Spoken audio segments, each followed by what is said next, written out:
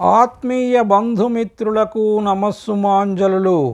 మనమందరం కలిసి శ్రీ శివానందలహరి గురించి తెలుసుకుంటున్నాం.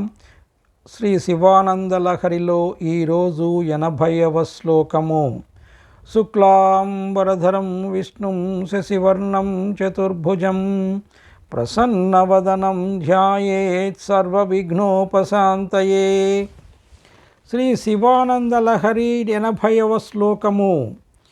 ఏష్యత్యేష జనిం మనోస్య కఠినం తస్మిన్నటానీతి మద్రాక్షయై గిరిసీమ్ని కోమలపదన్యాసః పురాభ్యాసితః నో చేద్దివ్యగృహాంతరేషు సుమనస్తల్పేషు వేద్యాదిషు ప్రాయస్సత్సు శిలాతలేషు నటనం శంభో కిమర్థం తవ.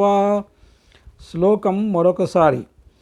ఏష్యత్యేష జనిం మనోస్య కఠినం తస్మిన్నటానీతి మద్రాక్షయై గిరిసీమ్ని కోమలపదన్యాసః పురాభ్యాసితః నో చేద్దివ్యగృహాంతరేషు సుమనస్తల్పేషు వేద్యాదిషు ప్రాయస్సత్సు శిలాతలేషు నటనం శంభో కిమర్థం తవ. అనువాద పద్యము.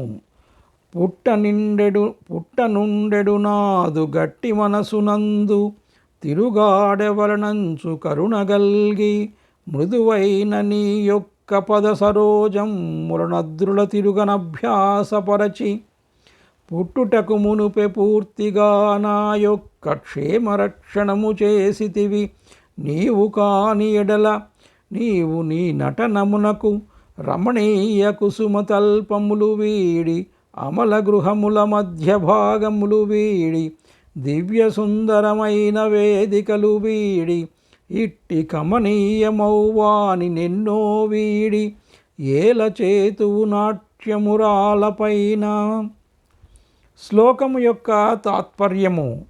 శివ, నీవు నన్ను గూర్చి ఈ పురుషుడు భూమిలో పుట్టబోవును, వీని మనస్సు మిక్కిలి కఠినముగా నుండును, అప్పుడు నాకు దాని యందు సంచరించవలసి వచ్చును అని ఆలోచించి నా రక్షణమునకై నేను పుట్టక పూర్వమే కఠినమైన కొండల మీద నీ కోమల పాదములతో నడుచుటకు అలవాటు చేసితివి.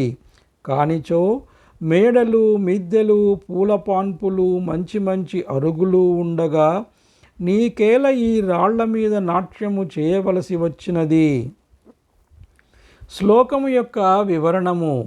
క్రిందటి శ్లోకంలో శివుని పాదాలు సుకుమారంగా శుతిమెత్తగా ఉంటాయని చెప్పిన శంకరులు అటువంటి శుతిమెత్తని పాదాలైనా కూడా రాళ్ల మీద రప్పల మీద ఎందుకు నాట్యం చేయవలసి వచ్చిందో చాలా చిత్రంగా ఈ శ్లోకంలో చెప్తున్నారు. శంకరుల మాటలు వినండి.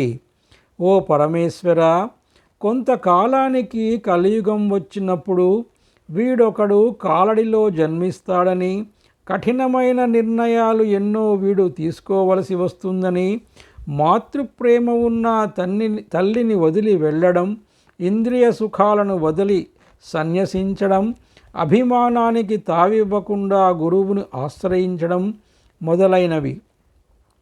అందుకు కావలసిన కఠినమైన మనస్సు వీడికి ఉండి తీరుతుందని, అటువంటి మనస్సునందు సంచరించాల్సిన అవసరం కూడా రావచ్చని నీకు ముందే తెలుసునా?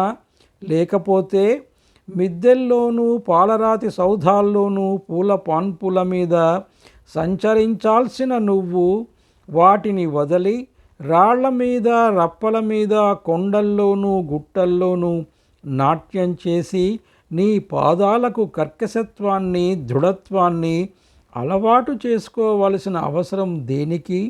నువ్వెంత దయా సముద్రుడివయ్యా! నాపై నీకెంతటి కరుణయ్యా! ఎప్పుడో పుట్టబోయే నా కోసం, నా సంరక్షణ కోసం ముందు నుంచే నీ పాదాలను ఎన్ని కష్టాలను ఓర్చుకునేటట్లు అలవాటు చేశావయ్యా! తండ్రి, నీ ప్రేమ రమ్యం, నా జన్మ ధన్యం. ఈ శ్లోకంలో శివుని అనుగ్రహం తన మీద ఎంతటితో కూడా పరోక్షంగా చెప్పినట్లయింది. ఇంతటితో శ్రీ శివానందలహరిలో 80వ శ్లోకం సమాప్తం.